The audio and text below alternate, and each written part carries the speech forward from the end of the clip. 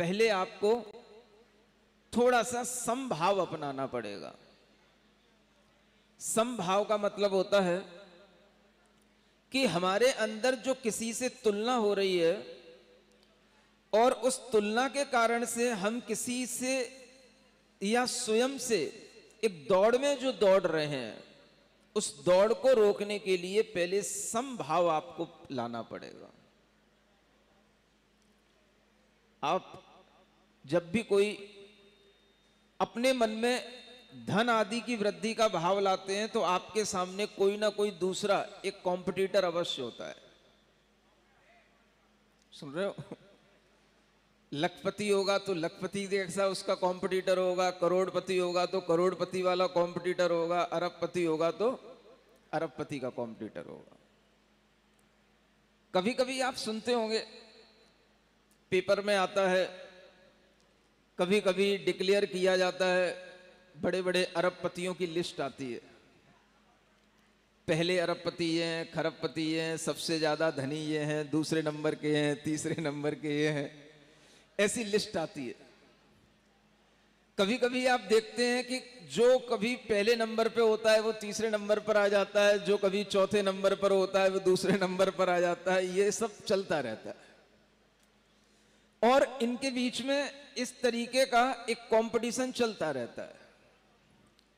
अब ये कंपटीशन तब तक चलेगा जब तक कि यह समभाव में नहीं आएंगे।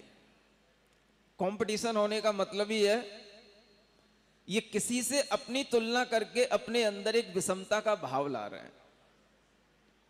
तो आचार्य कहते हैं संतोष बाद में आएगा, संतोष आने से पहले आपको वह कंपटीशन बंद करना पड़ेगा, समभाव पहले लाना पड़ेगा।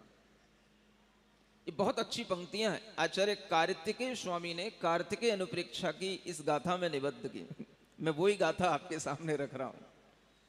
सम संतोष जलेण, ये जल है, आत्मा का जल, और इस जल को हम कभी भी अपनी आत्मा पर डालते ही नहीं, क्योंकि हमें याद आता ही नहीं या हम इसकी कभी जरूरत समझते ही नहीं। अब आज की दुनिया में अगर किसी से बात कही जाए तो आज की पीढ़ी को तो ये बात बिल्कुल रुचेगी ही नहीं। आप क्या बातें करते हो? कभी किसी से अगर ये कहा भी जाए कि तुम किसी से अपना कंपटीशन बंद कर दो और तुम बिल्कुल समभाव में आ जाओ, तो उसका सबसे पहला क्वेश्चन ये होगा, फिर हमारी ग्रोथ कैसे होगी? फिर हमारी प्रोग्रेस कैसे होगी? तो क्या हम अपनी प्रोग्रेस को रोक दें?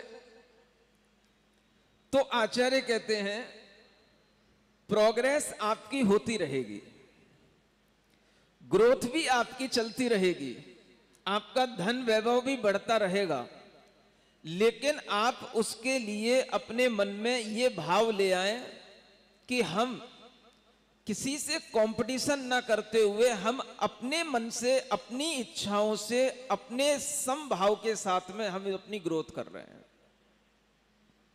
आप अपना एक टारगेट निश्चित कीजिए और उस टारगेट के अनुसार आप अपनी ग्रोथ कीजिए। जब आपको वो टारगेट अचीव हो जाए तब आप एक क्षण के लिए संतोष भाव में आइए। सुन रहे हो ना?